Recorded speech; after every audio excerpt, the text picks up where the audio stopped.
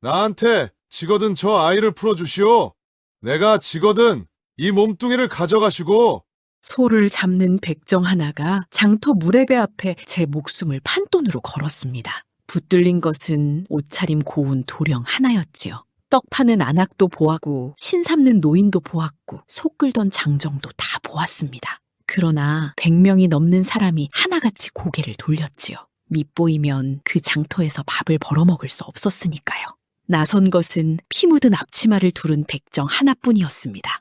호적에도 이름이 오르지 않아 관에서 사람 수를 셀 때 아예 세지도 않는 목숨이었지요. 싸움이 끝나고 풀려난 도령은 달아나지 않았습니다. 품에서 무언가를 꺼내어 백정의 손에 억지로 쥐어주었습니다. 옥으로 자루를 깎은 작은 장도였지요. 거기 감긴 용의 앞발톱이 넷이었습니다. 이야기를 시작하기 전에 구독과 좋아요를 눌러주시면 여러분께 복이 가득 찾아올 것이옵니다. 옛날 옛적 조선 땅 경기도 광주고을에 송파나루라는 곳이 있었습니다. 한강 물줄기가 크게 휘어도는 자리였지요. 도성으로 들어가려는 배와 도성에서 나온 배가 하루에도 수백 척씩 오르내리는 팔도에서 손꼽히는 큰 나루였습니다. 나루가 크면 장도 커지는 법이었습니다.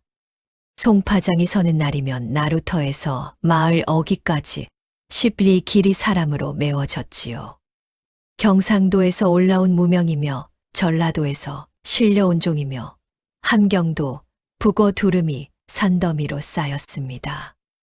떡 굽는 냄새와 국밥 끓는 김이 뒤엉기고 소울음과 흥정 소리가 한데 섞여 귀가 먹먹할 지경이었답니다.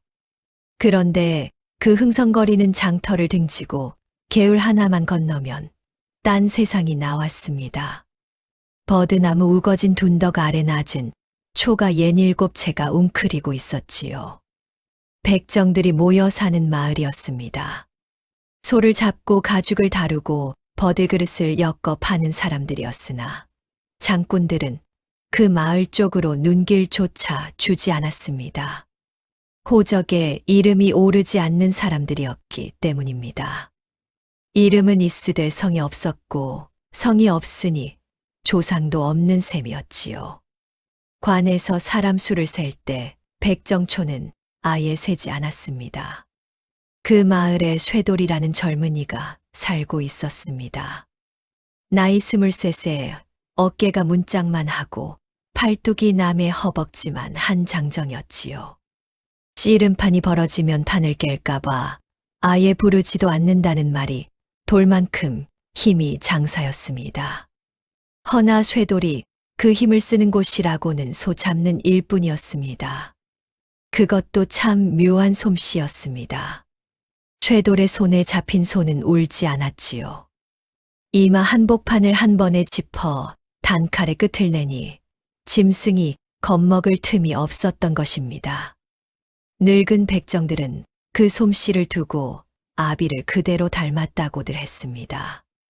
소를 잡고 나면 쇠돌은 늘 고기를 발라 몫몫이 나누었습니다. 주인 몫, 관아 몫, 마을 몫. 그러고 나서 제 몫으로 떨어진 덩이를 손바닥만 하게 저며 무명 조각에 싸서 슬그머니 광주리 밑에 넣어두었지요. 해가 지고 인적이 끊기면 개울 건너 운막 쪽으로 다녀오는 일이 잦았습니다. 아비 잃은 아이 셋이 사는 운막이었습니다. 쇠돌은 그 이야기를 누구에게도 하지 않았고 아이들에게도 어디서 났느냐 묻지 말라 일렀습니다. 정작 제 밥상에는 시래기국 한 그릇이 전부인 날이 허다했지요. 쇠돌의 어미는 사멀레라 불렸습니다. 허리가 굽고 눈이 어두워 가는 노인이었습니다. 바늘 귀에 실을 꿰려다 10번 20번을 놓치고는 아들이 보기 전에 얼른 실을 감춰 버리는 일이 잦았답니다. 그 사멀레에게는 아무도 모르는 버릇이 하나 있었습니다. 해마다 10월 초하루 날이면 새벽같이 일어나 흰밥 한 그릇을 지었지요. 그러고는 아무 말 없이 강가로 나가 물가 바위 위에 그 밥을 놓고 한참을 앉아 있다가 돌아왔습니다. 쇠돌이 어릴 적에 그 까닭을 물은 적이 있었습니다. 3월 내는 그저 내 아비 생각이 나서 그런다고만 했지요. 그러나 억쇠가 죽은 날은 10월 초하루가 아니었습니다. 쇠돌의 아비 억쇠는 12해 전에 세상을 떠났습니다. 억쇠 또한 백정이었으나 하는 일이 조금 달랐습니다. 관아에서 부르면 지게를 지고 나가야 했지요. 돌림병으로 길에서 죽은 사람, 물에 떠내려온 사람, 연고 없는 주검을 거두어 묻는 일이었습니다. 거두고 묻고 몇 구인지 세어 아래는 것까지가 억쇠의 몫이었습니다. 그런 일은 누구도 하려 들지 않았으니 호적 밖의 사람에게 떠넘겨졌던 것입니다. 억쇠는 그 일을 하고 돌아온 밤이면 마당에 앉아 오래도록 손을 씻었습니다. 물을 몇 번이나 갈아가며 이미 깨끗해진 손을 자꾸만 문질렀지요. 그 뒷모습을 어린 쇠돌이 문틈으로 내다보곤 했답니다.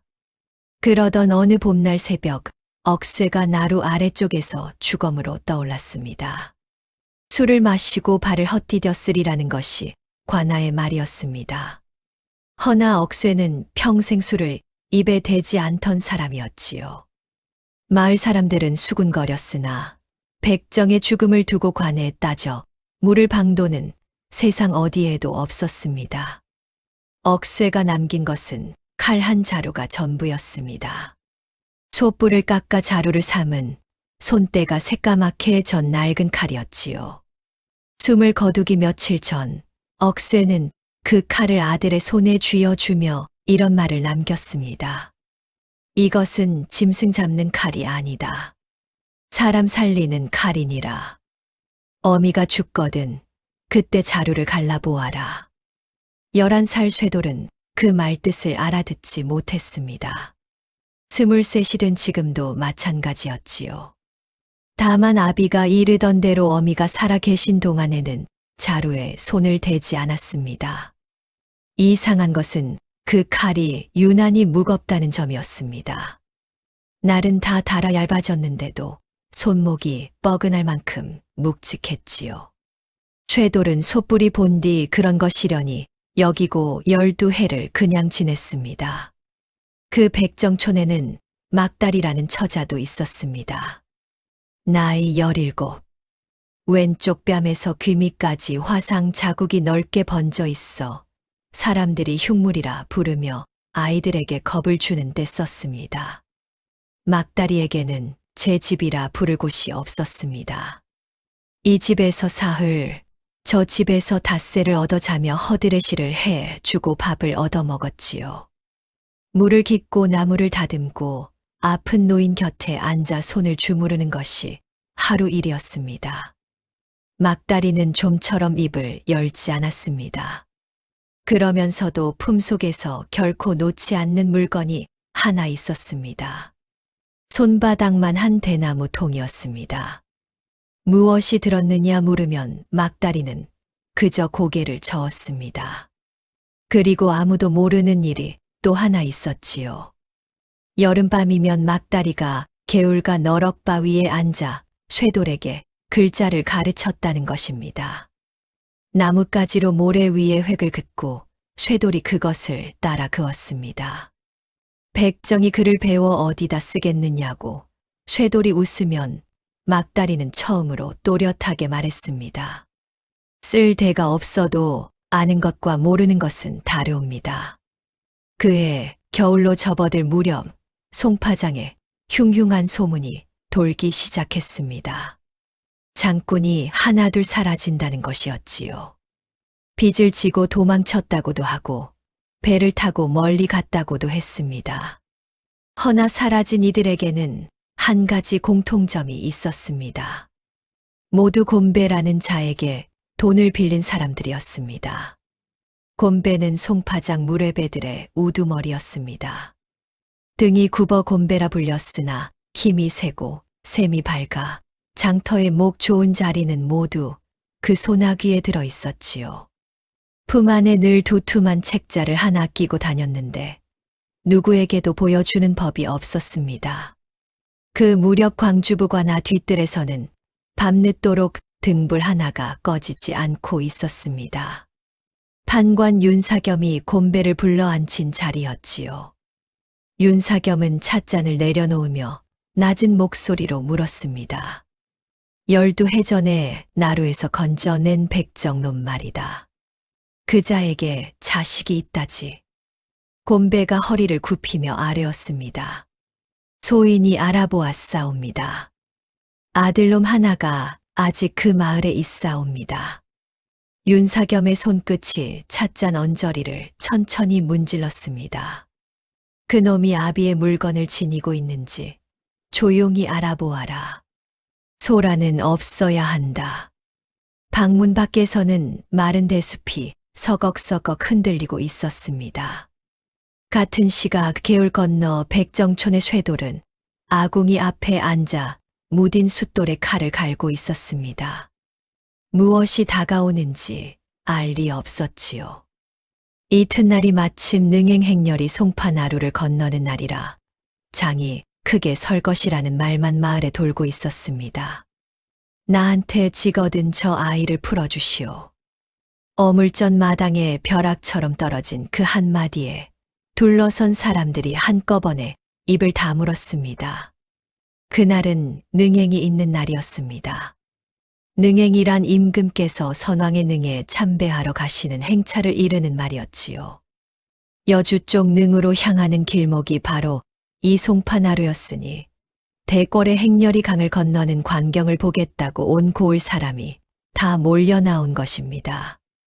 붉고 푸른 깃발이 강바람에 펄럭이고 징소리가 강물 위로 퍼져나갔습니다. 배와 배를 잇대어 만든 다리 위로 사람과 말이 끝없이 이어졌지요. 그 광경을 곤배는 나루터가 아니라 뒷골목 어귀에 서서 지켜보고 있었습니다. 곤배로 말할 것 같으면 송파장 무례배들의 우두머리였습니다. 그 무력 곤배에게는 윗선에 바쳐야 할 돈이 크게 밀려 있었지요. 그러니 능행날은 곤배에게 하늘이 내린 날이었습니다. 신비를 메운 인파 속에서는 사람 하나가 없어져도 티가 나지 않는 법이었으니까요. 바로 그때 11살 남짓한 도령 하나가 사람 물결에 밀려 뒷골목으로 흘러들었습니다. 곁을 지키던 이들이 밀려나 순식간에 보이지 않게 된 것입니다.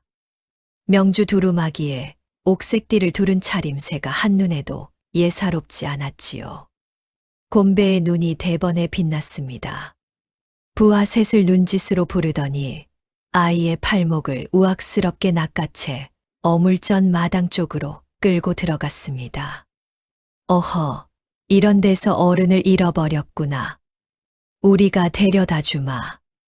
말은 곱게 했으나 소나 귀는 뼈가 으스러질 듯 했습니다. 곤배의 샘속으로는 부잣집 도령 하나였습니다. 가둬두고 몸값을 부르면 밀린 돈은 단번에 메울 수 있으리라 여긴 것이지요. 아이는 발버둥을 쳤습니다. 허나 소리를 지르지는 않았지요. 내가 누구인지 밝히면 어찌 되는지를 그 어린 나이에 이미 알고 있었기 때문입니다. 밝힌들 이 무례배들이 믿을 리 없었습니다. 미친 아이라 여기고 입을 막아버리면 그만이었지요. 설령 믿는다 한들 더 나빴습니다. 몸값을 노리고 아예 감춰버릴 것이 뻔했고 그리 되면 자신을 놓친 이들은 목이 달아날 터였습니다. 그러니 아이는 이를 악물고 침묵을 지켰습니다. 11살이 지기에는 참으로 무거운 침묵이었지요. 어물전 마당에 모여 선 사람이 100명은 되었습니다. 떡 파는 안악도, 신 삼는 노인도, 소를 끌고 가던 장정도 다 보았습니다. 그러나 하나같이 고개를 돌렸습니다. 곤배에게 밉보이면 이 장터에서 밥을 벌어먹을 수 없었으니까요. 바로 그때 사람들 틈을 헤치고 나온 이가 있었습니다. 피 묻은 앞치마를 두른 채소 뒷다리를 치고 가던 쇠돌이었습니다. 쇠돌은 지게를 내려놓고 곤배 앞에 우뚝 섰습니다. 그 아이를 놓아주시오. 곤배가 어이없다는 듯 웃음을 터뜨렸습니다. 이놈 봐라. 백정놈이 어디다 대고 입을 놀리느냐. 놓아주시오. 그 아이는 댁이 데려갈 아이가 아니오. 곤배의 눈이 가늘어졌습니다. 부하 셋이 몽둥이를 고쳐쥐었지요. 쇠돌은 잠시 아이의 얼굴을 보았습니다. 겁에 질렸으되 울지 않는 눈이었습니다. 그 눈을 보고 나서 쇠돌은 앞치마를 풀어 땅에 던졌습니다. 그러고는 마당이 다 듣도록 목소리를 높였지요. 씨름 한판 합시다. 곤배가 코웃음을 쳤습니다. 내가 미쳤다고 백정놈과 씨름을 하느냐. 나한테 지거든 저 아이를 풀어주시오. 내가 지거든 이 몸뚱이를 가져가시오. 마당이 술렁였습니다. 장정 하나가 통째로 판돈으로 걸린 씨름판이었으니까요. 백정 하나면 소 여러 마리 값어치의 일을 부리는 셈이었습니다. 구경꾼이 저리 둘러섰는데 여기서 물러서면 곤배는 송파장에서 얼굴을 들 수 없었지요. 곤배는 저고리를 벗어 던졌습니다. 좋다. 내 놈뼈를 발라 강물에 던져주마. 모래 씨름판이 순식간에 만들어졌습니다. 두 사람이 삿발을 잡자 구경꾼들이 겹겹이 둘러섰지요. 곤배는 등이 굽었으나 어깨가 바위 같았고 힘으로는 송파장에서 진 적이 없는 자였습니다. 첫 판에 쇠돌이 넘어갔습니다. 모래가 튀고 사람들이 탄식을 뱉었습니다. 둘째 판, 쇠돌의 옆구리에 곤배의 무릎이 파고들었습니다.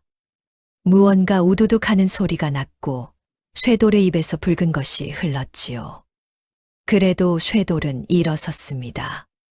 셋째 판이 시작되기 전 쇠돌은 아이 쪽을 한 번 더 보았습니다. 그 순간 쇠돌의 머릿속에 아비의 목소리가 지나갔습니다. 이것은 짐승 잡는 칼이 아니라 사람 살리는 칼이라던 그 알 수 없던 말이었지요. 쇠돌은 숨을 깊이 들이마셨습니다. 그리고 소를 잡을 때처럼 딱 한 번에 끝을 냈습니다. 곤배의 몸뚱이가 허공으로 떴다가 모래바닥에 처박혔습니다. 마당이 잠깐 조용해졌다가 이내 함성이 터져 나왔습니다. 부하들이 아이를 놓았습니다. 풀려난 아이는 달아나지 않았습니다. 피를 흘리며 무릎을 꿇고 앉은 쇠돌 앞으로 걸어와 가만히 섰지요. 그러고는 품속에서 무언가를 꺼내 두 손으로 내밀었습니다. 작은 칼이었습니다. 옥으로 자루를 깎은 손가락만 한 장도였는데 자루에 용이 한 마리 감겨 있었습니다. 내 이름은 말할 수 없소. 허나 이것을 지니고 있으시오. 언젠가 이것이 그대를 도울 것이오. 쇠돌은 손을 저었습니다. 소인은 소를 잡는 놈이옵니다. 이런 물건을 지녔다가는 도둑으로 몰려 죽사옵니다. 아이는 그 옥장도를 쇠돌의 손바닥에 억지로 쥐어 주었습니다.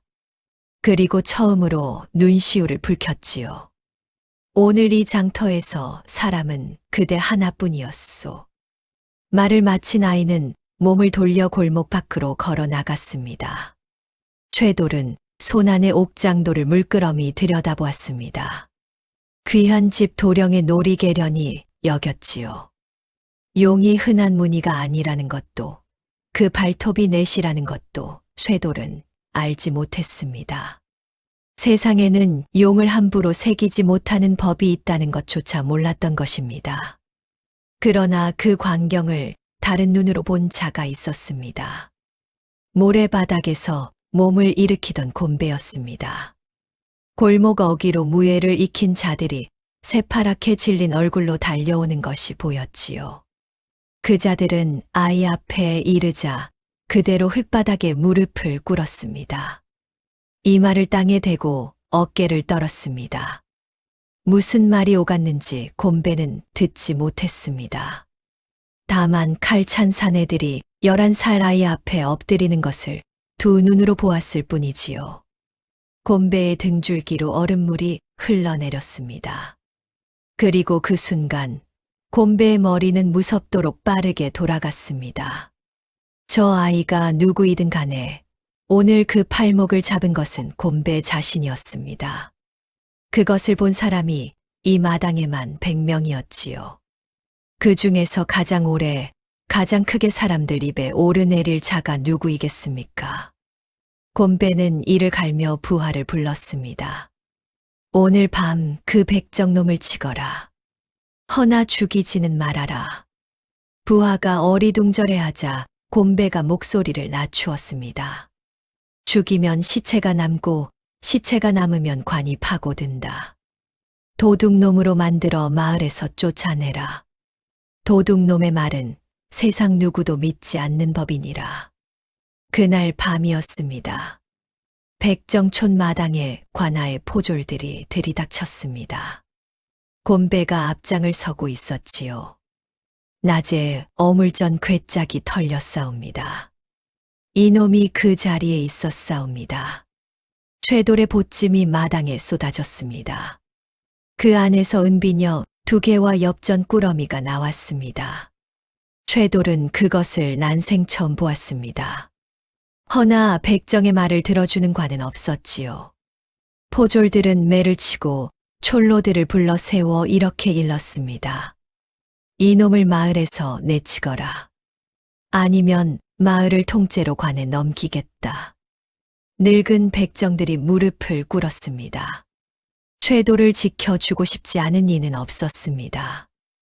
허나 지키면 마을 사람 20이 다 죽는 판이었지요. 한편 그 시각 관아에서는 낮에 뒷골목에서 있었던 일을 아무도 입에 올리지 않았습니다. 행차 중에 어린 상전을 잃어버렸다는 말이 새어나가면 위에서부터 아래까지 여러 사람의 목이 달아날 일이었으니까요. 그리하여 그날 송파장 뒷골목에서 벌어진 일은 관의 어느 문서에도 남지 않았습니다. 훗날 쇠돌이 그날을 아무리 소리쳐 아랜들 그것을 적어둔 종이 한 장이 세상에 없게 된 까닭이 바로 여기에 있었지요. 이튿날 새벽 촐로들은 쇠돌 앞에 서서 고개를 들지 못했습니다. 쇠돌아, 우리를 원망하거라. 실컷 원망하거라. 쇠돌은 아무 말도 하지 않았습니다.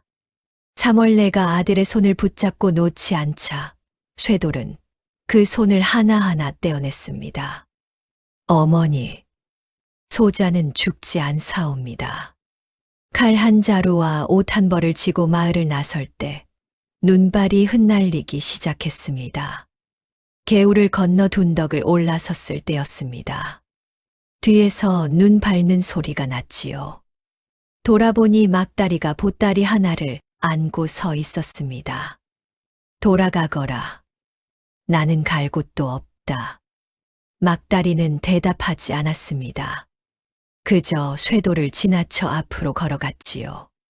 3걸음쯤 앞서 걷다가 뒤도 돌아보지 않고 이렇게 말했습니다. 오라버니가 갈 곳이 없으면 소녀도 갈 곳이 없사옵니다. 눈발은 점점 굵어졌습니다. 2 사람의 발자국이 산길 위로 길게 이어졌다가 이내 눈에 덮여 지워져 갔습니다. 그 겨울산에서 무엇이 기다리고 있는지는 아직 아무도 알지 못했습니다.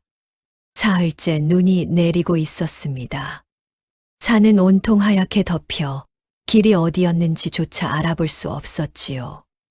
발을 디딜 때마다 무릎까지 눈이 차올랐고 마른 나뭇가지가 부러지는 소리만 이따금 골짜기에 울렸습니다.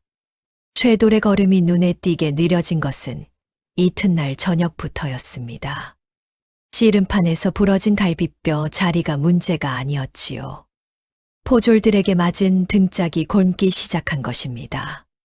살이 부어올라 저고리가 들러붙었고 열이 올라 눈앞이 흐릿해졌습니다. 그래도 쇠돌은 아무 말을 하지 않았습니다. 막다리가 걱정할까 싶어 걸음만 재촉했지요. 나흘째 되던 날 쇠돌은 결국 눈밭에 쓰러졌습니다. 막다리가 달려와 흔들었으나 몸이 불덩이 같았습니다. 숨소리가 짐승처럼 거칠어졌지요. 막다리는 잠시 주변을 둘러보더니 쇠돌의 팔을 제 어깨에 걸치고 일으켰습니다. 17 처자의 몸으로 23 장정을 끌고 가는 길이었습니다.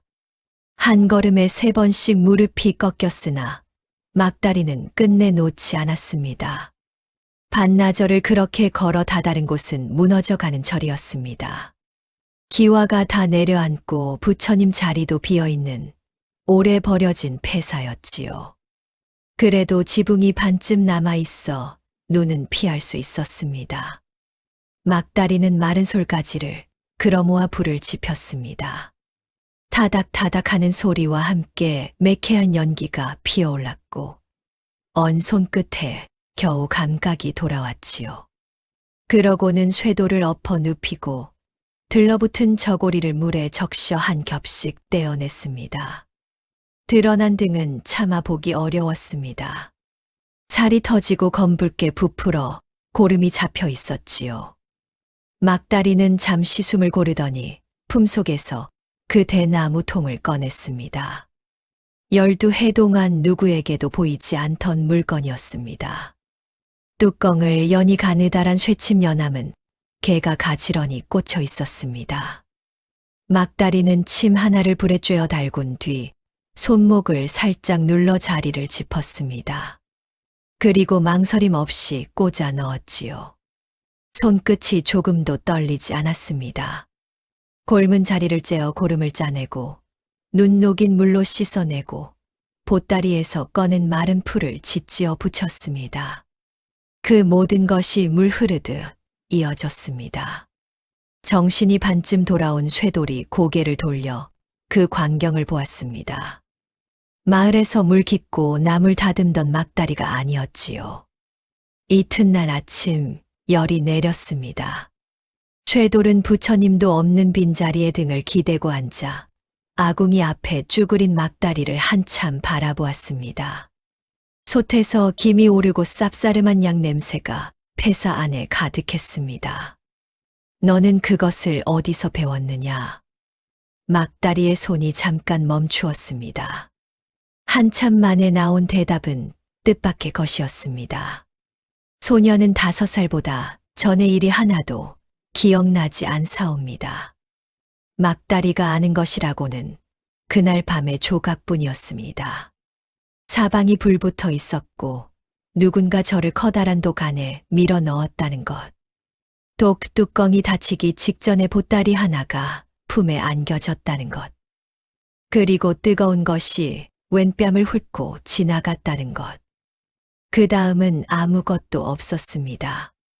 눈을 떠보니 낯선 방 아랫목이었지요. 머리맡을 지키고 앉은 이는 마을 끝에 홀로 사는 늙은 할멈이었습니다. 자식도 영감도 없이 혼자 늙어가던 사람이었지요. 할멈이 이르기를 어느 밤중에 이 마을 백정 어른께서 아이를 업고 와 맡기고 가셨다 하였습니다. 어디서 난 아이인지는 그 어른도 말하지 않으셨고 할멈도 묻지 않았다 하였지요. 이름이 없으니 막다리라 부르라는 말만 남기고 가셨답니다. 소녀는 그 어른의 얼굴도 잘 기억나지 않사옵니다. 다만 해마다 가을이면 곡식 자루가 마당에 놓여 있었사옵니다. 누가 두고 갔는지 할멈은 끝내 말해주지 않았사옵니다. 억새가 그 아이를 제 집에 들이지 않은 까닭은 뒤에야 짐작할 수 있었습니다. 백정초는 좁은 마을이었지요. 없던 아이가 갑자기 생기면 어디서 낳느냐는 말이 돌 것이고 그 말이 개울을 건너 관아이까지 닿을 수도 있었으니까요. 할멈은 막다리가 12살 되던 해에 세상을 떴습니다. 그 뒤로 막다리는 이 집 저 집을 떠돌며 얻어먹고 자랐지요. 그 보따리 속에는 저 침통과 낡은 책 몇 권이 들어 있었습니다. 글자가 빼곡한 책이었지요. 억쇠는 글을 몰랐으니 그것이 무슨 책인지 알지 못했습니다. 허나 5살 막다리는 이미 천자문을 뗀 뒤였습니다. 어디서 어떻게 배웠는지는 기억나지 않았으나 글자를 보면 저절로 읽혔던 것입니다. 그래서 막다리는 12해 동안 그 책을 읽었습니다. 읽고 또 읽어 종이가 닳았지요. 여름이면 산에 올라 책에 그려진 풀을 찾아다녔고, 약초 캐는 늙은 무녀를 따라다니며 어깨너머로 배운 것을 보탰습니다. 아픈 노인 곁에 앉아 손을 주무르던 것도 실은 맥을 짚고 있었던 것입니다. 쇠돌은 오래도록 말이 없었습니다. 그러다 문득 떠오른 것이 있어 물었지요. 그러면 내가 나에게 글자를 가르쳐 준 것도, 오라버니께서 소나기를 맞으시고도 소녀에게 삿갓을 씌워 주시던 날이 있었사옵니다. 그날 소녀가 갚을 것이 그것밖에 없었사옵니다. 쇠돌은 그 일을 기억하지 못했습니다. 허나 막다리는 기억하고 있었지요. 세상이 흉물이라 부르는 얼굴을 두고 그저 삿갓 하나를 씌워 준 사람이 있었다는 것을요. 밤이 되자 바람이 무너진 벽 틈으로 파고들었습니다. 막다리가 불씨 곁에 웅크린 채 잠든 것을 보고 쇠돌은 제 저고리를 벗어 어깨에 덮어 주었습니다. 덮어 주다가 흉터 자국이 불빛에 드러나자 막다리가 잠결에도 얼굴을 돌려 감추려 했지요. 쇠돌은 그 손을 가만히 잡아내렸습니다. 감추지 말거라. 막다리가 눈을 떴습니다. 이것은 흉이 아니다. 불 속에서 살아나왔다는 표식이다. 막다리는 아무 대답도 하지 못했습니다. 다만 그날 밤 17해를 살면서 처음으로 제 얼굴이 부끄럽지 않았습니다. 며칠이 흐르는 동안 두 사람은 폐사를 조금씩 사람 사는 곳으로 만들어 갔습니다. 쇠돌이 무너진 벽을 흙으로 메우고 마른 나무를 해오면 막다리는 눈 밑에서 뿌리를 캐어 국을 끓였습니다. 칡뿌리를 씹으면 처음에는 씁쓸하다가 나중에 달짝지근한 맛이 돌았지요. 쇠돌이 칼을 갈던 어느 저녁이었습니다. 숫돌에 대고 힘을 주는데 손목이 유난히 뻐근했습니다. 이 칼은 어릴 적부터 이상하게 무거웠다. 막다리가 그 칼을 받아 손바닥에 얹어보았습니다. 날은 다 달아 얇아졌는데 자루 쪽이 확연히 무거웠지요. 촛불이 이리 무거울 리가 없사옵니다. 쇠돌은 아비의 말을 떠올렸습니다. 어미가 죽거든 자루를 갈라보라던 그 말을요. 어머니께서 살아계신 동안에는 손대지 말라 하셨다. 막다리는 더 묻지 않았습니다. 허나 그날부터 그 칼자루를 볼 때마다 마음 한구석이 서늘해졌지요. 그 서늘함이 무엇 때문인지는 그때까지도 알지 못했습니다. 그리고 정월 대보름이 지난 어느 날이었습니다. 쇠돌이 보찜을 뒤지다 무언가를 꺼내 놓았습니다. 이것을 어찌해야 할지 모르겠다. 옥장도였습니다. 불빛 아래 옥이 뽀얗게 빛났지요. 장터에서 그 도령이 억지로 쥐어주고 갔다. 팔면 몇 냥은 되겠으나 남의 물건을 판 죄로 잡혀갈까 두렵구나. 막다리가 그것을 받아들었습니다. 그리고 자루에 새겨진 무늬로 눈이 갔을 때 손에서 힘이 빠졌습니다. 옥장도가 흘바닥에 떨어졌지요. 막다리는 그것을 주워 들고 불빛 가까이 가져갔습니다. 용이었습니다. 비늘 하나하나까지 살아있는 듯 새겨진 용이었지요. 그리고 그 앞발에 돋은 발톱이 넷이었습니다. 막다리의 얼굴에서 핏기가 가셨습니다. 책에서 읽은 것이 아니었습니다. 기억나지 않는 어느 시절에 어디선가 보았던 것이었지요. 용을 함부로 새기면 목이 달아난다는 것. 발톱 5은 오직 한 분의 것이고 발톱 4은 그 뒤를 이으실 분의 것이라는 것. 그것을 어찌 알고 있는지는 막다리 자신도 알 수 없었습니다. 어찌 그러느냐? 쇠돌이 물었습니다. 막다리는 옥장도를 두 손으로 감싸 준 채 한참 만에 고개를 저었습니다. 아무것도 아니옵니다. 거짓을 말한 것은 그때가 처음이었습니다. 말한들 쇠돌이 믿을 리 없었고 믿는다 한들 무슨 수가 있는 것도 아니었지요. 무엇보다 무서웠습니다. 이 물건을 지녔다는 사실이 알려지는 날, 두 사람은 살아남지 못할 터였으니까요. 막다리는 그 옥장도를 헝겊에 몇 겹으로 싸서 보집 맨 밑에 넣었습니다. 그러고는 아무 일도 없었다는 듯 아궁이에 솔가지를 밀어 넣었지요. 불꽃이 확 일었다가 사그라들었습니다. 무너진 처마 밖으로는 눈 대신 진눈깨비가 내리고 있었습니다.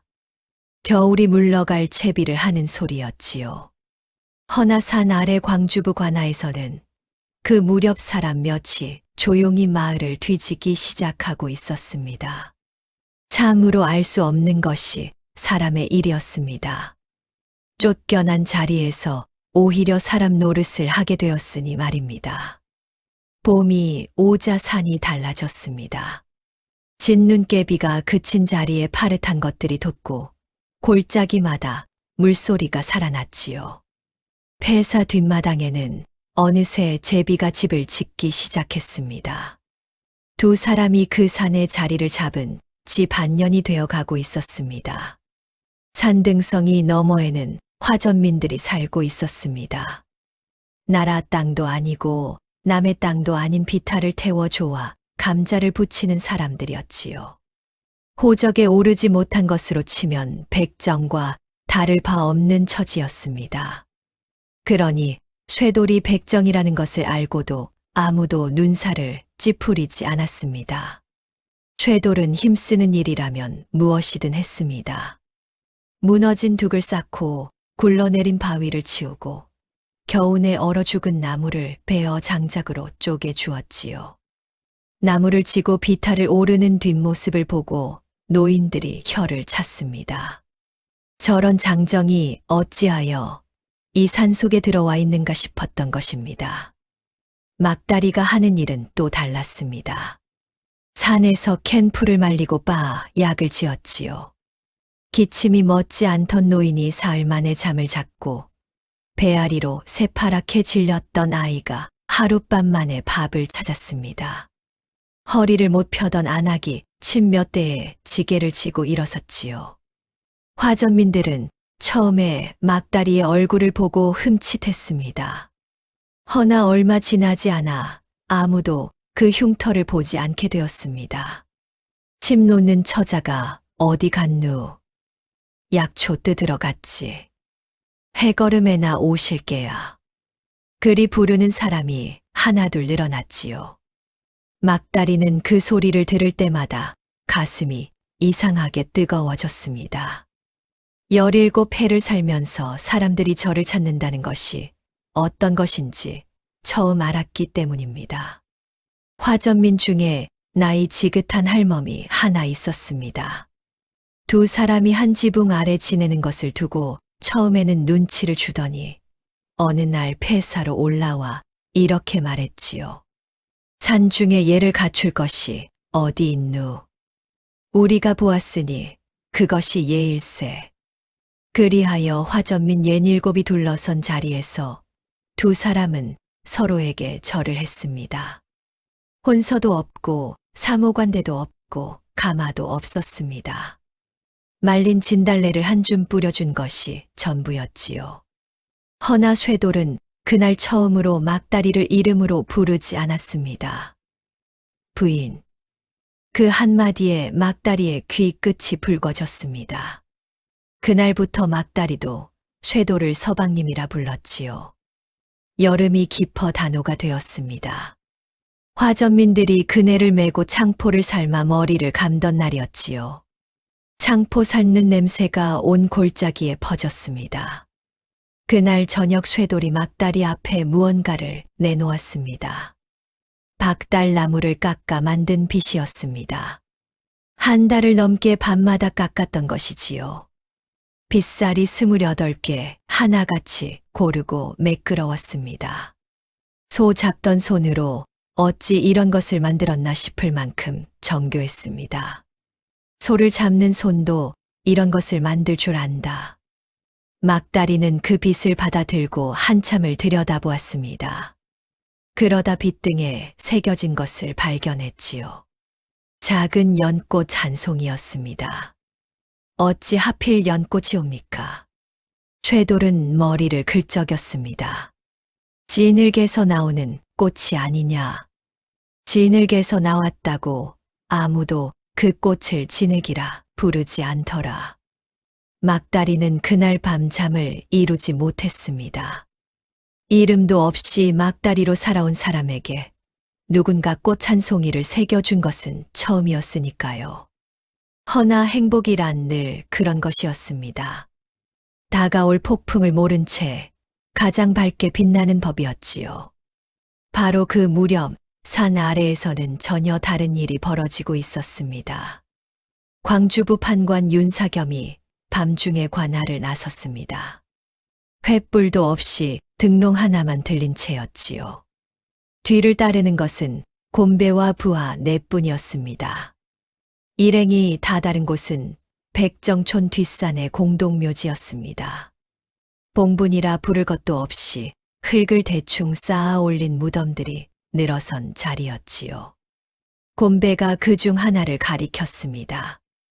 이것이 억쇠놈의 무덤이옵니다. 윤사겸이 턱짓을 하자 부하들이 삽을 들었습니다. 12해 묵은 흙이 파헤쳐졌습니다. 썩은 관 조각이 나오고 뼈가 드러났으나 그뿐이었습니다. 부하들이 뼈틈까지 헤집었지요. 아무것도 없사옵니다. 나으리. 윤사겸의 얼굴이 등롱 불빛 아래에서 일그러졌습니다. 12해다. 12해 동안 아무 일도 없었으니 없는 줄로만 알았지. 윤사겸의 목소리가 낮게 깔렸습니다. 헌데 요즘 도성에서 예시를 다시 들추는 자가 있다는구나. 그것이 만에 하나 세상에 나오면 나만 죽는 것이 아니다. 곰배가 허리를 굽혔습니다. 소인이 그 백정놈의 보찜을 뒤졌사오나 은비녀와 엽전 외에는 없었사옵니다. 그 보찜이 아니라 그놈의 손에 있는 것이다. 윤사겸이 파헤쳐진 무덤을 내려다보며 이를 갈았습니다. 억쇠 그놈이 죽기 전에 무엇을 남겼다면 자식 놈에게 주었을 것이야. 산으로 도망쳤다면 산을 뒤져라. 뼈까지 부수어서라도 찾아내라. 무덤 흙이 도로 덮이지도 않은 채 일행은 산을 내려갔습니다. 바로 그 시각 산 위 폐사에서는 쇠돌이 그 낡은 칼을 무릎에 얹은 채 잠들어 있었습니다. 아비가 남긴 솥불 자루칼이었지요. 윤사겸이 12해를 찾아 헤맨 그 물건이 지금 잠든 사람의 무릎 위에 놓여 있었던 것입니다. 쇠돌은 아무것도 모른 채 코를 골고 있었습니다. 곰배는 산을 내려가면서 품 안의 책자를 매만졌습니다. 두툼하고 손때 묻은 책자였지요. 그 안에는 곰배가 여태 팔아넘긴 사람들의 이름과 받은 돈이 낱낱이 적혀 있었습니다. 그리고 그 돈이 어디로 흘러갔는지도 적혀 있었지요. 곰배는 어리석은 자가 아니었습니다. 윗사람이 언제 아랫사람의 목을 치는지 잘 알고 있었으니까요. 나으리께서 나를 버리시는 날 이것이 내 목숨줄이 될 게다. 곰배는 그 책자를 아무도 모르는 곳에 감추어 두었습니다. 한편 백정촌에서는 사몰내가 홀로 여름을 나고 있었습니다. 아들이 쫓겨난 뒤로 눈이 더 어두워졌지요. 그래도 사몰내는 저녁마다 마당에 나와 산 쪽을 오래 바라보았습니다. 보이지도 않는 눈으로 말입니다. 이후 잔악이 안쓰러워 말을 붙였습니다. 자네 10월 초하루 그 밥은 올해도 지을 텐가. 사몰내는 대답 대신 고개를 끄덕였습니다. 그 밥이 대체 누구 밥인가? 자네 영감 기일도 아닌 것을. 사몰래는 이번에도 대답하지 않았습니다. 다만 이렇게 중얼거렸지요. 우리 영감이 그 밥은 꼭 지어주라 하셨네. 죽는 날까지 그러라 하셨어.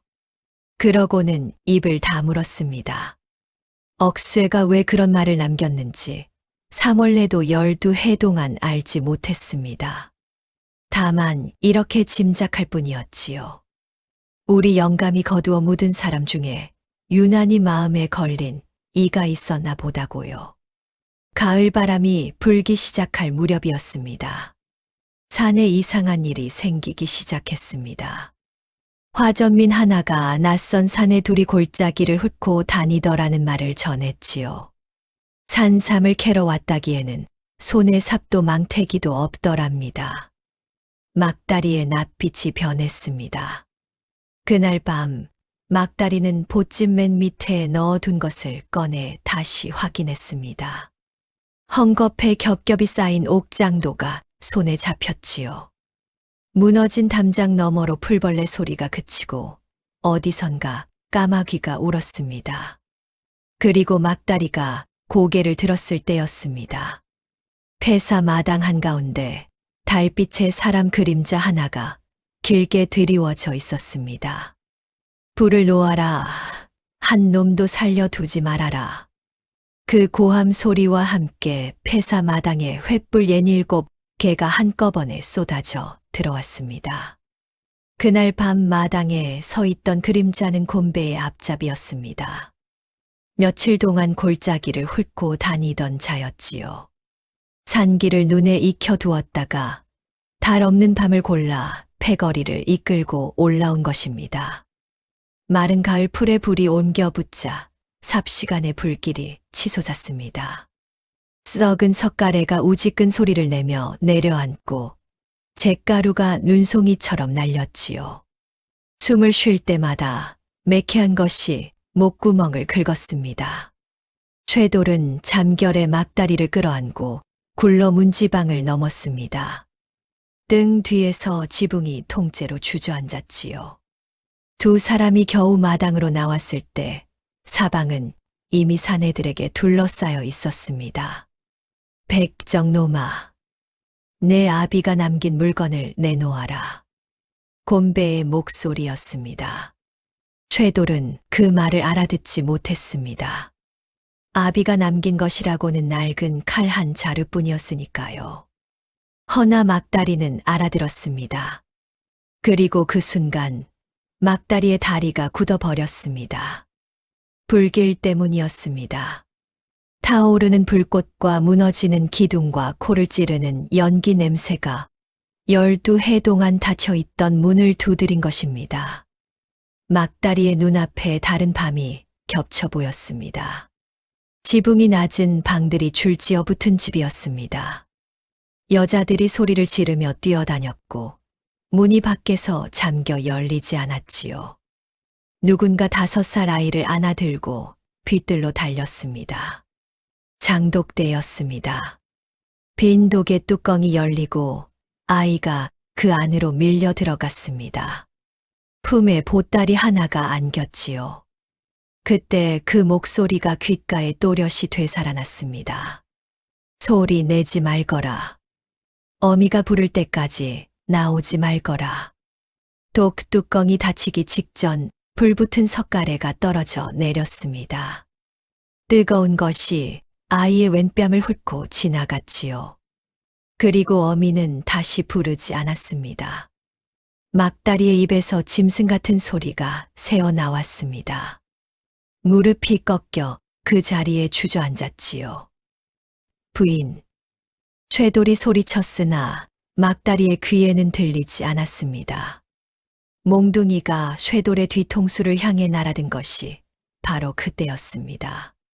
쇠돌은 몸을 틀어 그것을 어깨로 받았습니다. 뼈가 울리는 소리가 났지요. 그러고는 허리춤에 칼을 뽑았습니다. 아비가 남긴 솥불 자루칼이었습니다. 쇠돌은 그 칼로 사람을 베지 않았습니다. 날등으로 후려치고 팔뚝을 걷어차고 멱살을 잡아 던졌지요. 소를 잡던 손이었으니 어디를 치면 사람이 못 일어나는지 훤히 알고 있었습니다. 허나 상대는 여덟이었고 불길은 등 뒤에서 타올랐습니다. 옆구리를 창끝에 찔린 쇠돌이 비틀거리다 돌계단에 나동그라졌습니다. 그 서슬의 손에서 칼이 튀어나갔지요. 칼은 마당의 석축 모서리에 그대로 부딪혔습니다. 쨍 하는 소리와 함께 솥불 자루가 세로로 쩍 갈라졌습니다. 12해 동안 아무도 열지 못한 자루였지요. 그 안에서 무언가가 툭 떨어져 나왔습니다. 돌돌 말린 명주 조각이었습니다. 손바닥 두 뼘 남짓한 천에 검붉은 글씨가 빽빽했지요. 먹으로 쓴 것이 아니었습니다. 곤배가 그것을 보고 눈을 부릅떴습니다. 저것이다. 저것을 빼앗아라. 막다리가 먼저 몸을 던졌습니다. 명주 조각을 움켜쥐고 품에 넣은 뒤 쓰러진 쇠돌을 끌어일으켰지요. 바로 그 순간 골짜기 아래쪽에서 징소리와 함성이 울려 퍼졌습니다.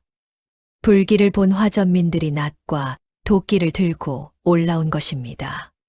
수십 명이 횃불을 들고 비탈을 오르니 곤배의 패거리는 순식간에 기세가 꺾였지요. 산 사람들이 몰려온다. 곤배는 이를 갈며 물러섰습니다.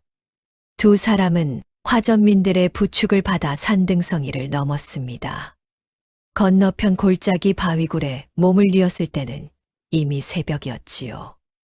쇠돌의 옆구리에서 피가 멎지 않았습니다. 막다리는 떨리는 손으로 침통을 여러 지혈부터 했습니다. 그러고는 품속의 명주 조각을 꺼내 펼쳤지요. 굴 밖으로 희부역의 동이 트고 있었습니다. 그 빛에 대고 막다리가 글자를 짚어 나갔습니다. 한자 한자 읽어 내려가던 막다리의 손끝이 점점 심하게 떨렸습니다. 서방님, 이것은 유서이옵니다. 쇠돌이 힘겹게 몸을 일으켜 앉았습니다. 막다리가 읽고 쇠돌이 그 글자를 눈으로 더듬어 따라갔습니다. 막다리가 가르쳐준 글자들이었지요. 죽음을 앞둔 사람이 제 옷 속 명주를 찢어 손가락을 깨물어 쓴 글이었습니다. 거기에는 이렇게 적혀 있었습니다. 나는 죄가 없다. 내가 본 것은 진상하는 약재가 바꿔치기 되는 광경이었다. 썩은 것을 올리고 성한 것을 내다 판 자가 있으니 내가 그것을 알아보고 아뢰려 하였다. 그 자가 먼저 나를 잡아 가두었다. 나를 국문하는 자리에 앉은 자가 바로 그 자였다. 이 글을 보는 이가 있거든 12집안 사람들이 어찌 죽었는지를 세상에 알려다오. 내 처자만이라도 살려다오. 명주 끝자락은 찢겨 나가 있었습니다. 글을 쓴 사람의 이름이 적혔을 자리였지요. 두 사람은 한동안 아무 말도 하지 못했습니다. 먼저 입을 연 것은 쇠돌이었습니다. 아버지께서는 이것을 지니고 계셨구나. 억쇠는 글을 읽지 못하는 사람이었습니다. 그러니 이 명주에 무엇이 적혔는지 알지 못했을 것입니다. 다만 사람 목숨이 걸린 물건이라는 것만은 알았겠지요. 그래서 칼자루를 파고 그 안에 넣었던 것입니다. 그러고는 아들에게 이렇게 일렀던 것이지요. 이것은 짐승 잡는 칼이 아니라 사람 살리는 칼이다. 쇠돌의 눈에서 뜨거운 것이 흘러내렸습니다. 12해 만에야 아비의 말뜻을 알아들은 것입니다. 아버지께서는 이것 때문에 물에 던져지셨구나. 막다리는 다른 것을 보고 있었습니다. 글씨였습니다. 획을 맺는 버릇이 어딘가 눈에 익었지요. 어디서 보았는지는 떠오르지 않았습니다. 다만 그 명주 조각을 손에 쥐고 있으면 가슴 한복판이 저릿하게 아파왔습니다. 그리고 간밤에 되살아난 그 밤이 자꾸만 겹쳐왔지요. 불타던 집, 밖에서 잠긴 문, 독 안에 밀어 넣던 손. 막다리는 아직 그 둘을 잊지 못했습니다. 이어질 듯 이어지지 않는 것이 더 견디기 어려웠지요.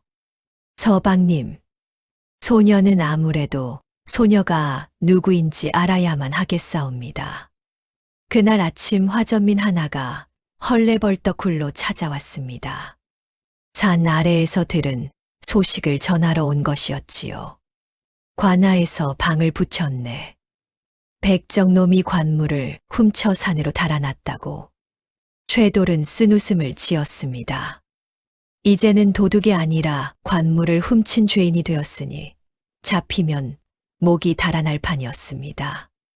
허나 그 다음 말이 두 사람을 얼어붙게 만들었습니다. 그리고 자네 어머니를 관아에서 데려갔다네. 아들이 어디 있는지 대라고 말일세. 쇠돌이 벌떡 일어서려다 옆구리를 부여잡고 무너졌습니다. 막다리가 그 어깨를 붙들었지요. 굴 밖으로는 가을 하늘이 서늘하게 높았고 멀리 산 아래 광주부 관아 지붕이 손톱만 하게 보였습니다. 그 지붕 아래 어딘가에 눈먼 노인이 앉아 있을 터였습니다. 쇠돌은 피 묻은 명주 조각을 손에 꼭 쥐었습니다. 한쪽에는 12집안의 원통함이 있었고 다른 한쪽에는 늙은 어미가 있었습니다. 그리고 쇠돌에게는 그 둘을 한꺼번에 붙들 손이 없었습니다. 어머니, 소자는 어찌해야 하옵니까? 바위굴 어둠 속에서 새어나온 그 한마디가 어찌나 서럽던지 듣는 이의 가슴까지 무너져 내리는 것이었지요. 사흘이 지났습니다. 쇠돌의 옆구리 상처는 겨우 아물기 시작했으나 마음은 하루하루 더해졌습니다. 밤마다 눈을 감으면 눈먼 어미가 옥에 앉아 아들 이름을 부르는 것만 같았지요. 관아로 가겠다. 나흘째 되던 새벽 쇠돌이 자리에서 일어나며 말했습니다. 이 명주 조각을 들고 사또 앞에 나아가 아뢰겠다. 그러면 어머니는 놓아주겠지. 막다리는 아무 말 없이 그 손을 붙들었습니다. 그리고 조용히 물었지요. 서방님, 그 글에 적힌 자가 누구이겠사옵니까? 쇠돌이 대답하지 못했습니다. 진상하는 약재를 바꿔치기 하고 그것을 알아본 이를 잡아 가둔 자이옵니다. 그리고 그 사람을 국문한 자리에 앉았던 자이옵니다. 막다리의 목소리가 낮게 이어졌습니다. 12해 전 도성에서 그런 일을 하던 자가 지금 어디에 앉아 있겠사옵니까? 쇠돌의 얼굴이 하얗게 질렸습니다. 그러면 광주부 판관이 어머님을 잡아간 것도 방을 붙인 것도 그 나으리옵니다. 막다리는 쇠돌의 손에서 명주 조각을 조심스레 빼내어 도로 품에 넣었습니다. 서방님께서 그 문으로 들어가시는 순간 이 명주는 불에 던져지고 서방님은 관물을 훔친 도둑으로 죽사옵니다. 어머님도 함께 죽사옵니다. 굴 밖에서 마른 낙엽이 서걱거렸습니다. 쇠돌은 주먹으로 바위를 내리쳤습니다. 그러면 나더러 어머니를 버리라는 말이냐? 버리시라는 것이 아니옵니다. 막다리가 고개를 들었습니다. 살리시라는 것이옵니다. 다만 그 문으로는 아니 되옵니다. 그날 낮 막다리는 산등성이에 올라 오래도록 광주 쪽을 내려다보았습니다. 가을볕에 관아 지붕이 반들거렸지요. 막다리의 머릿속에서는 샘이 돌아가고 있었습니다. 관에서 눈먼 노인을 잡아간 것은 노인에게서 무엇을 알아내려는 것이 아니었습니다. 아들을 불러들이려는 것이었지요. 미끼였던 것입니다. 그렇다면 그 미끼를 물어야 할 사람이 꼭 쇠돌일 필요는 없었습니다. 미끼를 물러가는 자가 있으면 낚싯줄은 그쪽으로 당겨지는 법이었으니까요. 막다리는 그날 저녁 굴로 돌아와 밥을 지었습니다. 조밥에 나물 몇 가지가 전부였으나 유난히 정성을 들였지요. 쇠돌이 밥을 먹는 동안 막다리는 옆에서 손만 만지작거렸습니다. 어찌 먹지 않느냐. 소녀는 아까 먹었사옵니다. 거짓말이었습니다. 막다리가 거짓을 말한 것은 그것이 두 번째였지요. 밤이 깊어 쇠돌이 잠들자 막다리는 보찜을 풀었습니다. 헝겊에 겹겹이 쌓인 옥장도를 꺼내어 잠든 쇠돌의 저고리 안섭에 단단히 꿰매 넣었지요. 바늘땀이 촘촘했습니다. 그러고는 침통을 열어 침 한 대를 뽑았습니다. 가장 가늘고 긴 침이었습니다. 막다리는 그 침을 무명실로 감아 쇠돌의 손바닥에 쥐어 주었습니다. 그리고 이마 위로 흘러내린 머리카락을 쓸어 넘겼지요. 박달나무 빗으로 머리를 곱게 빗고 옷매무새를 여미고 마지막으로 명주 조각을 쇠돌의 보찜 깊숙이 넣었습니다. 날이 밝기 전이었습니다. 인기척에 눈을 뜬 쇠돌이 몸을 일으켰습니다. 막다리가 굴입구에 서 있었지요. 어디를 가느냐? 광주부 관하로 가옵니다. 쇠돌이 벌떡 일어섰습니다. 막다리는 뒤로 물러서며 말을 이었지요. 소녀가 가서 아뢰게 싸웁니다. 백정놈은 산에서 죽었고 제가 그 시신을 묻었노라고요. 그러면 관에서는 어머님을 붙들고 있을 까닭이 없어지옵니다. 그놈들이 너를 살려둘 성싶으냐? 소녀는 계집이고 흉터쟁이고 아무것도 아닌 것이옵니다. 막다리가 처음으로 소리를 높였습니다. 아무것도 아닌 것은 죽이지 않사옵니다. 쓸모가 없으니 가두어 둘 뿐이옵니다. 쇠돌이 달려들어 그 팔을 붙잡았습니다. 막다리는 뿌리치지 않았습니다. 다만 쇠돌의 손바닥을 펴서 거기 쥐어준 침을 보게 했지요.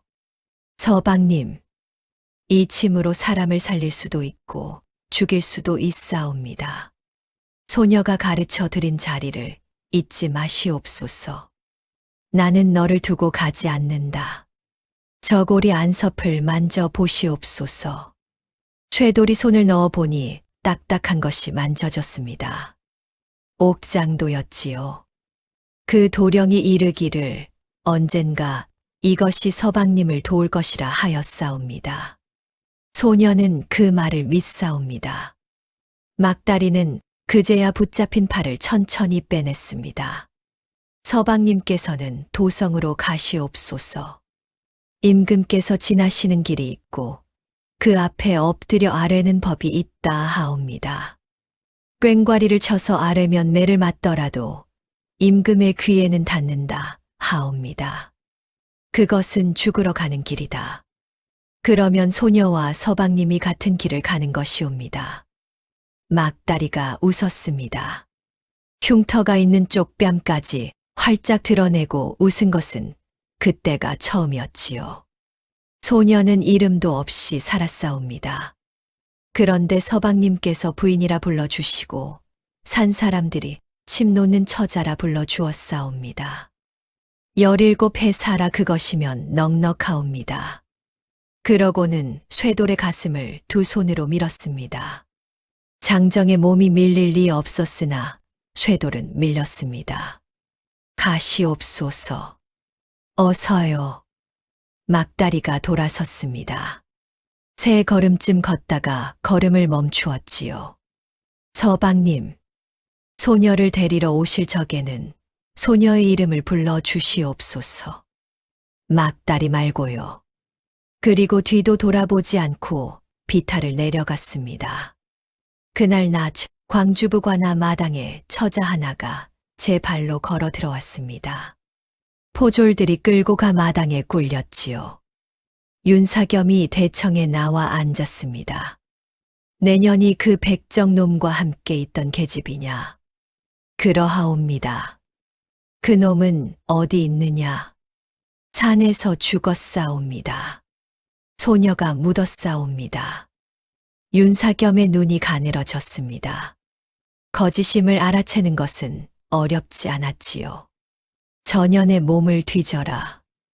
포조리 품속에서 대나무 통 하나를 꺼내어 대청에 올렸습니다. 윤사겸이 무심히 뚜껑을 열었습니다. 가느다란 쇠침 연함은 개가 가지런히 꽂혀 있었지요. 그 순간 윤사겸의 손이 얼어붙었습니다. 침통 안쪽 바닥에 새겨진 두 글자가 눈에 들어온 것입니다. 허문경. 윤사겸이 천천히 고개를 들었습니다. 마당에 꿇어앉은 처자의 왼뺨에 넓은 화상 자국이 번져 있었지요. 12해 전 그날 밤이 눈앞에 되살아났습니다. 관비 거처에 불을 놓으라 이른 것도 윤사겸이었고, 비 처리를 백정에게 맡긴 것도 윤사겸이었습니다. 그때 백정이 올린 장부에는 죽은 사람의 수가 18이라 적혀 있었지요. 윤사겸은 그 수를 세어보지 않았습니다. 세어볼 까닭이 없었으니까요. 내 이름이 무엇이냐? 막달이라 하옵니다. 성은 천거색의 성이 어디 있사옵니까? 윤사겸은 아무 말도 하지 않았습니다. 다만 손끝이 미세하게 떨렸지요. 이 처자가 살아있다는 사실 하나만으로 12해 전 그날의 장부가 거짓이 되는 것이었습니다. 그리고 장부가 거짓이면 그 뒤에 있는 모든 것이 무너질 터였습니다. 전연을 옥에 가두어라. 포졸들이 물러가고 마당이 비자 윤사겸은 곰배를 불러들였습니다. 문을 닫고 목소리를 낮추었지요. 오늘 밤 전연을 없애라. 곰배가 조심스레 아뢰었습니다. 나으리 사람을 죽이려면 위에 아뢰어 윤허를 받아야 하지 않사옵니까? 윤허를 받으려면 죄를 적어 올려야 하고, 죄를 적어 올리려면 전연이 누구인지를 적어야 한다. 윤사겸의 목소리가 서늘하게 갈라졌습니다. 전연이 누구인지는 이 세상 누구도 알아서는 아니 된다. 옥에서 병으로 죽은 것으로 하라. 곰배는 허리를 굽히고 물러났습니다. 물러나면서 품속의 책자를 슬며시 만졌지요. 윗사람이 아랫사람을 시켜 사람을 없앨 때 다음에 없어지는 것이 누구인지를 곰배는 잘 알고 있었습니다. 한편 그 시각 쇠돌은 도성으로 향하는 길 위에 있었습니다. 가을 해가 짧아 벌써 어둑해지고 있었지요. 쇠돌은 걸으면서 저고리 안섭을 자꾸만 만져보았습니다. 바늘땀이 손끝에 걸릴 때마다 그 촘촘한 땀을 뜬 사람의 얼굴이 떠올랐습니다. 그리고 쇠돌은 알지 못했습니다. 그 사람이 오늘 밤을 넘길 수 있을지 없을지를요. 참으로 이상한 일이었습니다. 세상에서 가장 낮은 자가 세상에서 가장 높은 분 앞에 서게 되었으니 말입니다. 쇠돌이 도성에 다다른 것은 사흘째 되던 날이었습니다. 궁궐문 근처에는 얼씬도 할 수 없었지요. 백정이 그 근처를 서성이기만 해도 몽둥이가 날아왔습니다. 쇠돌은 저작거리를 돌며 사람들의 말을 주워 들었습니다. 그러다 알게 된 것이 하나 있었지요. 이래 뒤에 임금께서 성박능으로 거둥하신다는 것이었습니다. 그리고 또 하나를 알게 되었습니다. 임금의 행차 앞에 나아가 꽹과리를 쳐서 억울함을 아뢰는 법이 있다는 것이었지요. 다만 그리하는 자는 먼저 매를 맞아야 했습니다. 함부로 임금의 길을 막은 죄를 먼저 다스린 뒤에야 그 사연을 들어주는 것이 법이었으니까요. 쇠돌은 남은 엽전을 털어 헌 꽹과리 하나를 샀습니다. 이래를 기다리는 동안 다리 밑에서 잤습니다. 그동안 광주부 옥에서는 다른 밤이 지나가고 있었습니다. 곰배가 옥사장에게 술을 먹여 재우고 옥문 앞까지 갔던 그 밤 말입니다. 허나 곰배는 문고리를 잡았다가 그대로 돌아섰습니다. 죽이라는 명은 있었으되 문서는 없었지요. 훗날 일이 터지면 손에 피를 묻힌 자만 남는 법이었습니다. 곤배는 그 이치를 잘 알았기에 사흘을 미루고 나흘을 미루었습니다. 그 미룸이 사람 하나를 살렸던 것입니다. 드디어 거둥하는 날이 되었습니다. 깃발이 앞서고 군사가 늘어서고 백성들이 길 양쪽에 엎드렸습니다. 가마가 다가오는 그때였습니다. 깨진 꽹과리 소리가 찢어지듯 울렸습니다. 행렬이 우뚝 멈추었지요. 군사들이 달려들어 쇄도를 끌어냈습니다. 어느 놈이냐?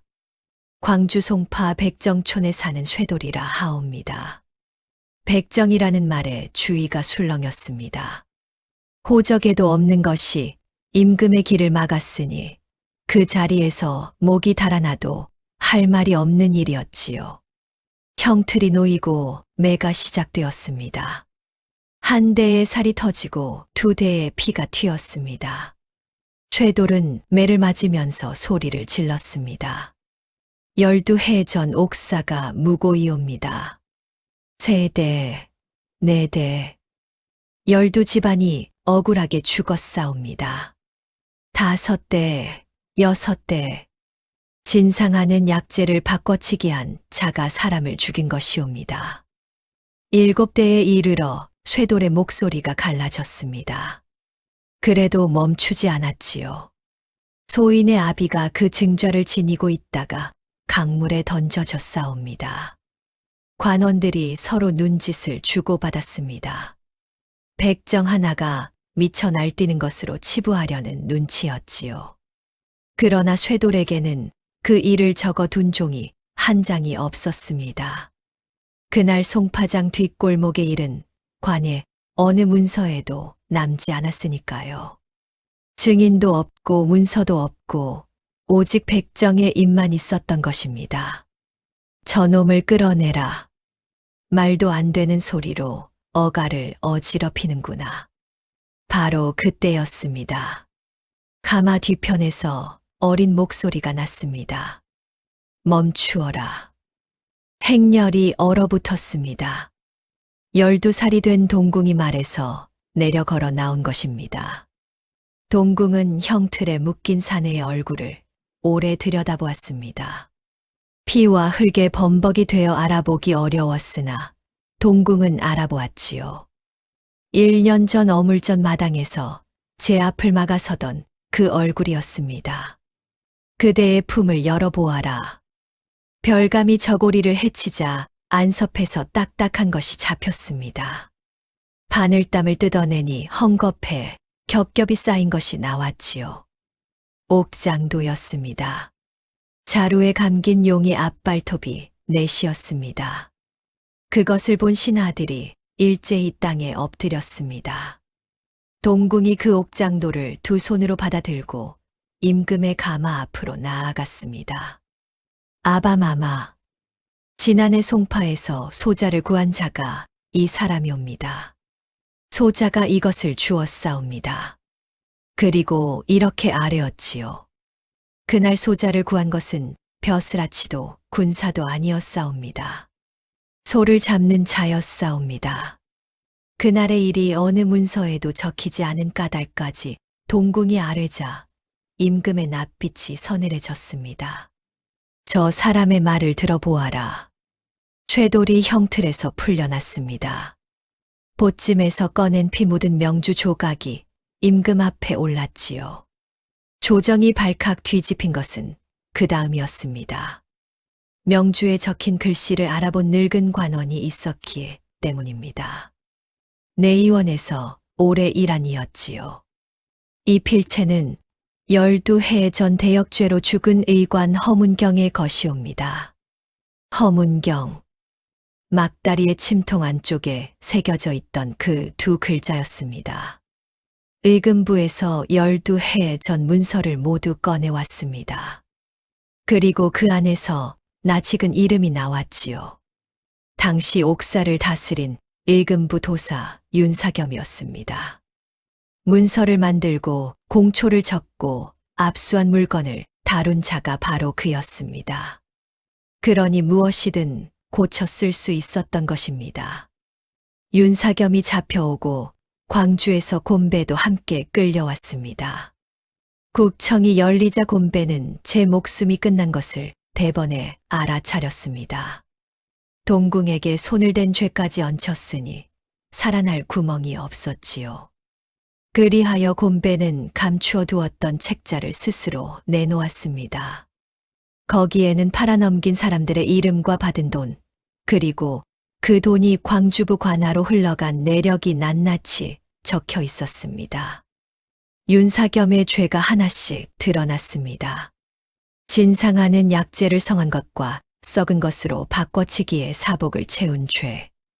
그것을 알아본 의관 허문경을 임금의 약에 손을 댔다고 무고한 죄.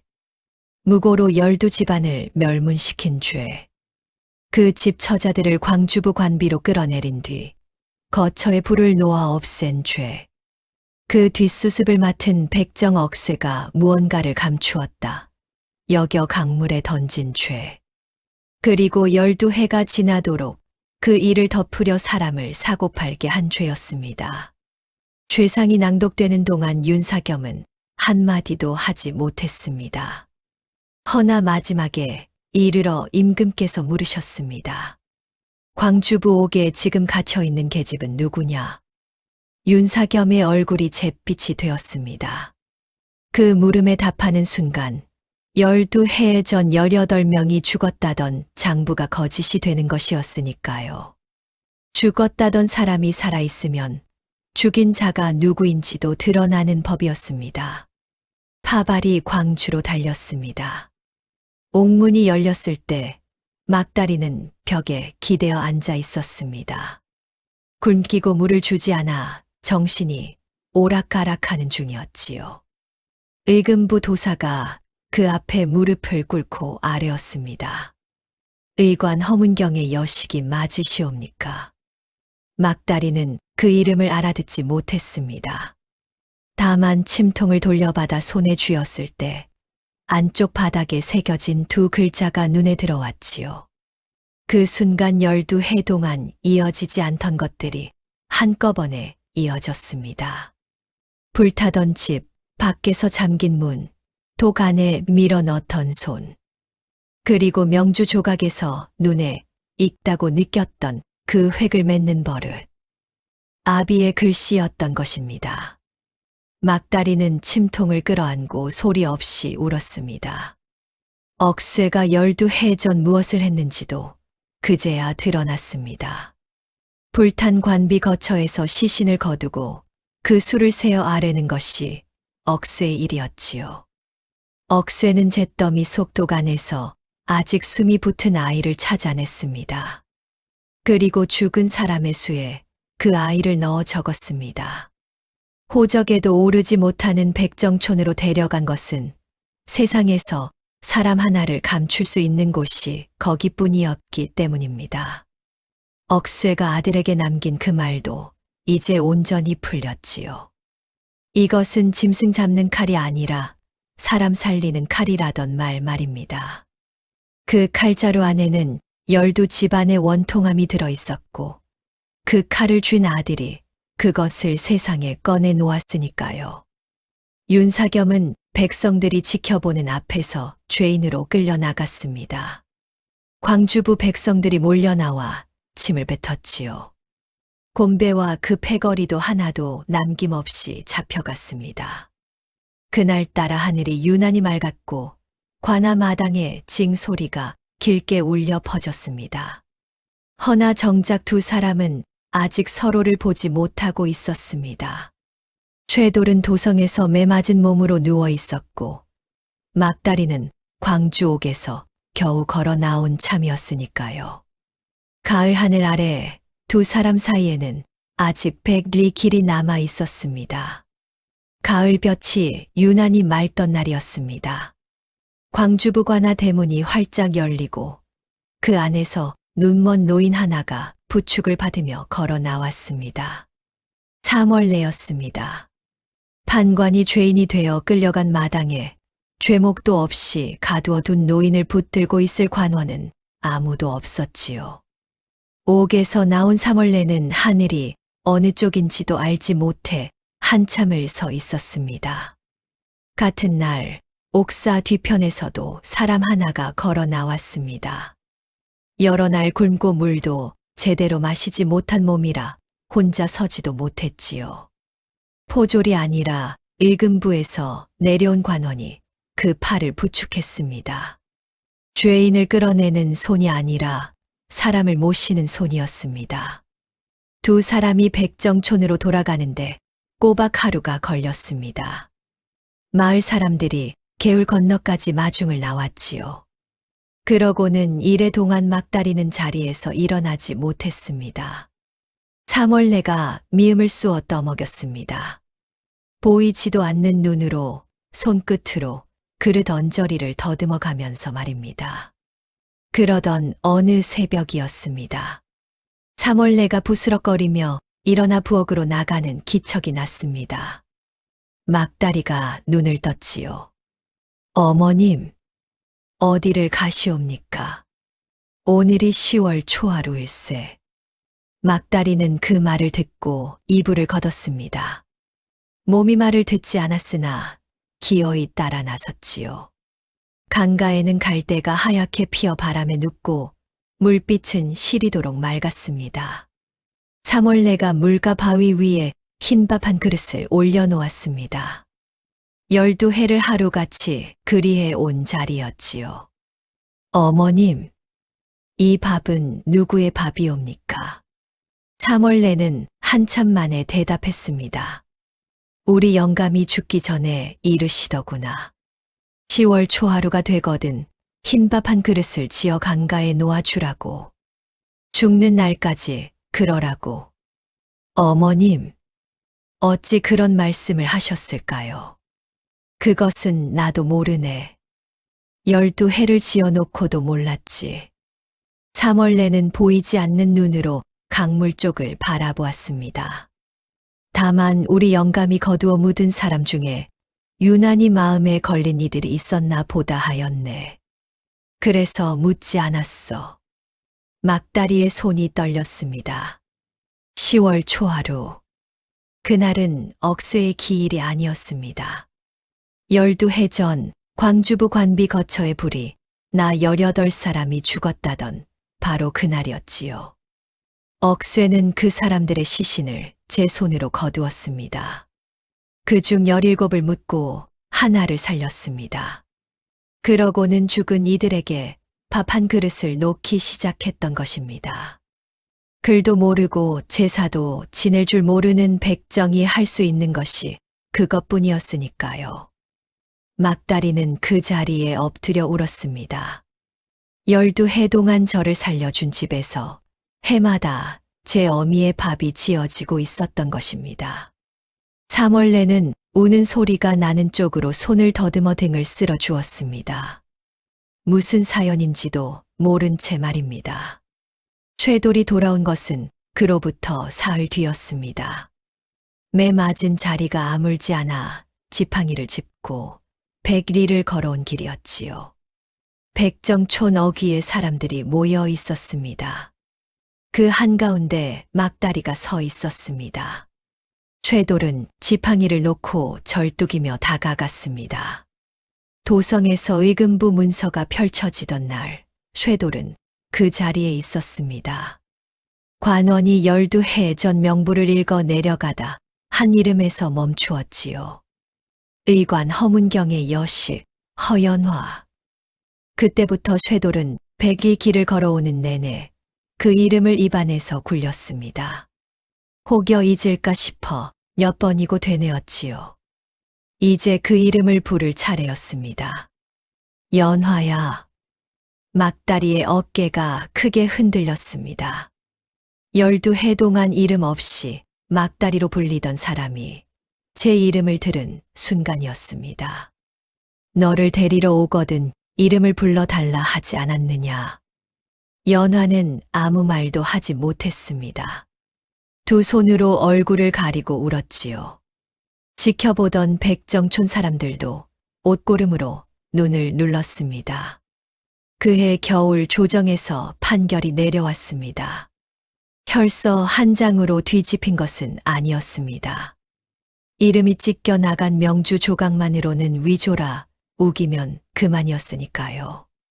그것은 다만 닫혀있던 문서고를 여는 열쇠였을 뿐입니다.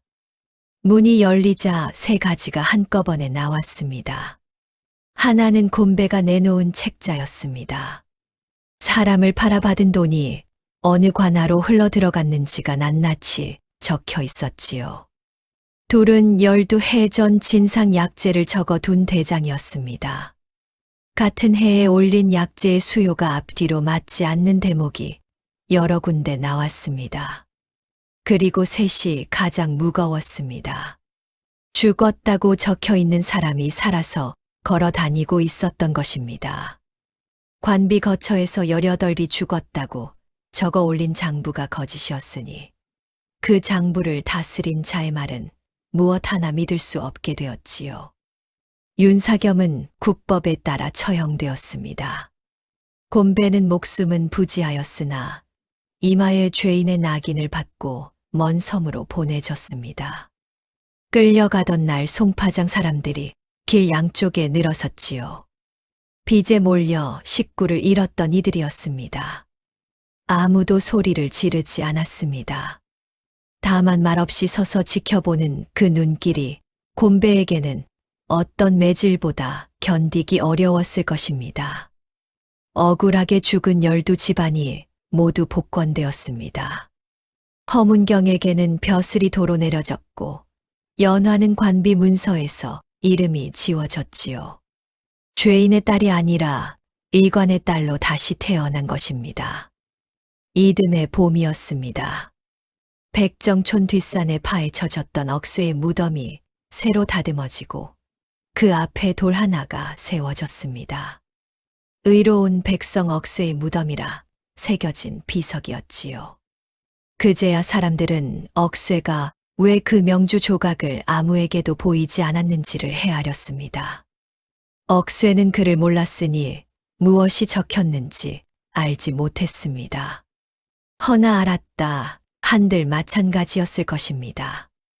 백정이 그런 물건을 들고 관아에 가는 날, 그 자리에서 도둑으로 몰려 죽었을 테니까요. 그래서 억새는 칼자루를 파고 그것을 봉했습니다. 그러고는 아들에게 어미가 죽거든 열어보라 일렀지요. 어미가 살아있는 동안에는 열지 말라는 뜻이었습니다. 그 물건을 아는 순간 붙들려 갈 사람이 하나 더 생기는 법이었으니까요. 아들을 살리려던 아비의 마지막 셈이었습니다. 그해 여름 쇠돌에게 문서 하나가 내려왔습니다. 천적에서 이름을 빼는 문서였지요. 조정에서 반대하는 이들이 적지 않았습니다. 백정 하나를 면천하면 나라의 법도가 무너진다는 말이 오갔습니다. 허나 물리치기 어려운 것이 세 가지였습니다.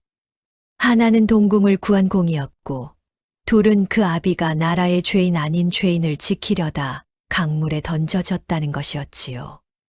그리고 셋이 가장 컸습니다. 무고한 12집안을 멸문시킨 부끄러운 일을 바로잡은 것이 바로 그 백정의 손이었다는 것입니다. 그 손에 상을 내리지 않고서는 조정에 낯이 서지 않았던 것이지요. 그리하여 쇠돌은 천민의 굴레를 벗었습니다. 그리고 그날 비로소 성을 얻었습니다. 이름만 있고 성이 없던 사람에게 성이 생긴 것입니다. 새 호적을 받아든 날, 쇠돌은 아비의 무덤을 찾아갔습니다.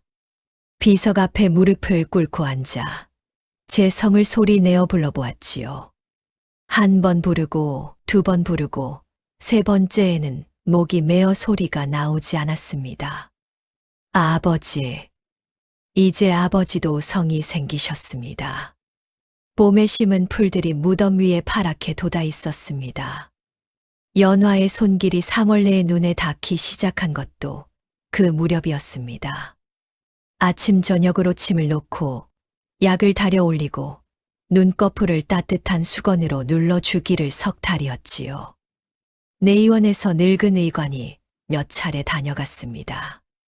허문경의 딸이라는 말에 그 노인이 오래도록 눈물을 훔치더랍니다. 가을이 오던 어느 아침 마당에서 사몰래가 갑자기 손을 뻗었습니다. 거기 서 있는 것이 우리 아들인가. 쇠돌이 달려와 그 손을 붙잡았습니다. 사몰래는 아들의 얼굴을 더듬다가 눈을 몇 번 깜박이더니 이렇게 말했지요. 윤곽이 보이네. 검은 것이 크게 서 있어. 온전히 보이는 것은 아니었습니다. 밝고 어두운 것과 사람의 모양 정도였지요. 그래도 사몰래는 그날 하루 종일 마당에 나와 앉아 있었습니다. 며느리가 왔다 갔다 하는 것을 눈으로 좇으면서 말입니다.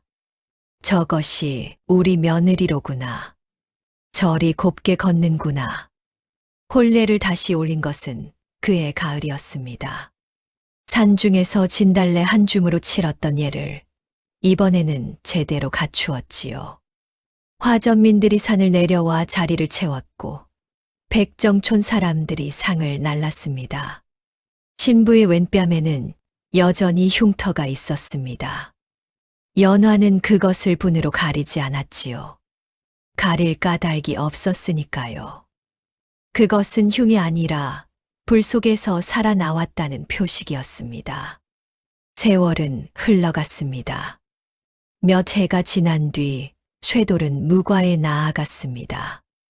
양인이 되었으니 응시할 자격이 생겼던 것이지요. 활을 잡은 지 오래되지 않았으나 힘과 담력만은 누구에게도 뒤지지 않았습니다. 급제하여 변방의 낮은 무관 자리를 얻었습니다. 높은 자리는 아니었지요. 허나 소를 잡던 손이 나라의 녹을 받게 되었으니 사람들은 그것을 두고 오래도록 이야기했습니다. 연화는 백정촌 어귀에 약을 짓는 방 한 칸을 두었습니다. 내의원 늙은 의관이 해마다 약재를 보내준 덕이었지요. 돈 있는 사람에게는 값을 받고 없는 사람에게는 받지 않았습니다. 그리고 두 사람이 세운 것이 하나 더 있었습니다. 글방이었습니다. 호적에도 오르지 못하는 아이들이 모여 앉아 글자를 배웠지요. 쇠돌이 그 글방을 세우며 이렇게 말했다고 합니다. 쓸 데가 없어도 아는 것과 모르는 것은 다르니라. 여러 해 전 어느 여름밤 개울가 너럭바위에서 흉터 있는 처자가 들려주었던 그 말이었습니다. 그 말이 없었더라면 명주에 적힌 글은 영영 읽히지 못했을 것이고 열두 집안의 원통함도 흙 속에 묻힌 채였을 것입니다. 훗날 송파장에는 이런 이야기가 남았습니다. 임금의 길을 막고 매를 맞으며 소리치던 백정이 있었다고요. 그 사람이 세상을 뒤집었다고요. 허나 정작 그 사람은 늙어서 이렇게 말하곤 했답니다. 자기가 한 일이라고는 장터에서 아이 하나를 구한 것과 산길에서 처자 하나를 놓지 않은 것뿐이라고요. 나머지는 모두 아버지가 남긴 칼이 한 일이라고 말입니다. 참으로 그러했습니다. 억쇠는 평생 남의 주검을 거두며 살다 간 사람이었습니다. 세상에서 가장 낮은 자리에서 가장 굳은 일을 하며 말입니다. 그러나 그 손이 아이 하나를 살렸고 그 아이가 자라 사람들을 살렸으며 그 칼이 열두 집안의 원통함을 세상에 꺼내 놓았지요. 사람의 값어치란 어디에 앉아 있느냐로 정해지는 것이 아니었습니다. 무엇을 하며 사느냐로 정해지는 것이었지요. 그 말이 아직도 귓전에 맴도는 것만 같습니다. 이것은 짐승 잡는 칼이 아니라 사람 살리는 칼이라던 그 낮고 무뚝뚝한 목소리 말입니다. 강물은 예나 지금이나 그 자리를 흘러갑니다. 10월 초하루가 되면 물가 바위에 놓이던 흰밥 한 그릇처럼 이름 없이 쓰러져 간 이들의 사연도 그렇게 흘러 오늘까지 닿았습니다. 오늘의 교훈은 남을 위해 내디딘 걸음은 당장 아무 값도 받지 못할 수도 있다는 것입니다. 알아주는 이도 없고 돌아오는 것도 없지요. 허나 그 걸음이 어디로 이어질지는 아무도 모르는 것입니다. 오늘 내가 건넨 밥 한 그릇이 훗날 누구를 살릴지 알 수 없는 일이니까요. 그러니 베푼 것을 세지 마시옵소서. 세지 않고 놓아둔 것들이 언젠가 가장 큰 것이 되어 돌아오는 법이랍니다. 오늘 이야기가 재미있으셨다면 구독과 좋아요 부탁드리옵니다.